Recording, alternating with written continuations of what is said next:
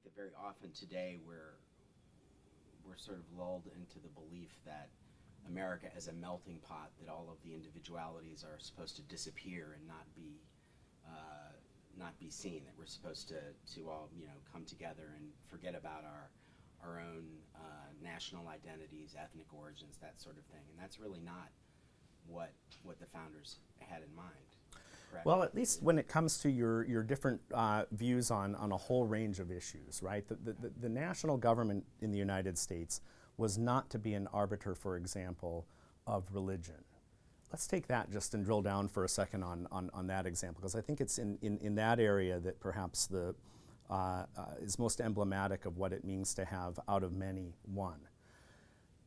The United States of America was founded on the idea not that we should seek to do away with disagreement, but that we should manage disagreement. Think of even the way the Constitutional Convention itself was structured. Mm-hmm. Long, hot months, 4 of them, from May till September. You have a bunch of folks that are drawn from a variety of different interests, variety of different occupations, variety of different backgrounds. Each individual coming into that debate representing a state. Right. Now, the debate that ensued was tumultuous. It looked like at various points in that long, hot summer in Philadelphia in 1787 that everything was going to collapse, that there was going to be no agreement, and that there would be no way forward, just like it had happened in Annapolis. Right. The whole approach of that meeting, of that convention, was how do we manage this debate? How do we manage these plural perspectives? Not that we come to an agreement that would erase the identity of each state, that would say we're all going to come into one super state and that would dissolve the differences. Right. But rather it was an idea that we have to figure out how we're going to come together without shedding who we are as individual human beings, and then also how the states can retain their respective identities and different ways of life. The founders were acutely aware of the problem, but also the possibility of pluralism. They reveled in that idea. And what they didn't want to do was extinguish what Madison called faction. Rather, you multiply factions, right? You say that if there's so many different competing interests, ambition will be set against ambition, and it will be very difficult for any one of those factions, which are defined as acting in a way that's inimical to the common good. Any one of those factions is not going to be able to gain power over the state apparatus. And again, think of what they're reacting against. The whole of human history had mainly been about one faction, whether it was one person, right, a small group of people, or a larger group, exercising absolute control over others. That kind of tyranny is what you want to avoid. What you want to get to is liberty.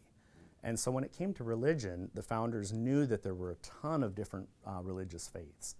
They were also cognizant of the fact that some people at the time of the American founding were what today we would call nones. They did not profess a religious faith. They were free thinkers, right? Agnostics and atheists. They knew that every type of religious perspective should be protected under the United States Constitution. And that's why in the written text of that document, there can be no religious test for any federal office holder.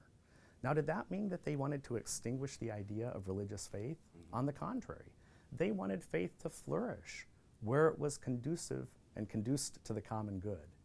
But they didn't want to stamp out those differences, but they knew that by not erecting one national church, that there was going to be a better potential for all of the different churches, all of the different denominations, all of the different faiths to flourish, also carving out room for those who wish to join none of them. And what I think is really remarkable about this is that it worked. Right. The men and women of the American founding were practical individuals for the most part. There were some that were really oriented towards theory, like James Madison, and he really went to his John Locke. Thomas Jefferson did too. We can even see their notes, right? Sure. But they were all of them practical politicians trying to figure out how to forge a compromise in which human flourishing was the main end.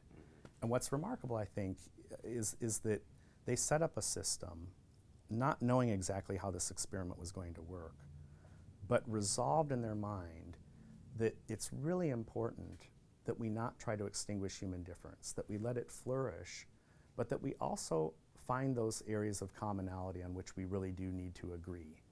That's a tricky balance. That's what every people throughout human history has tried to navigate, those very difficult waters. And I think the remarkable thing, Madison called it a miracle.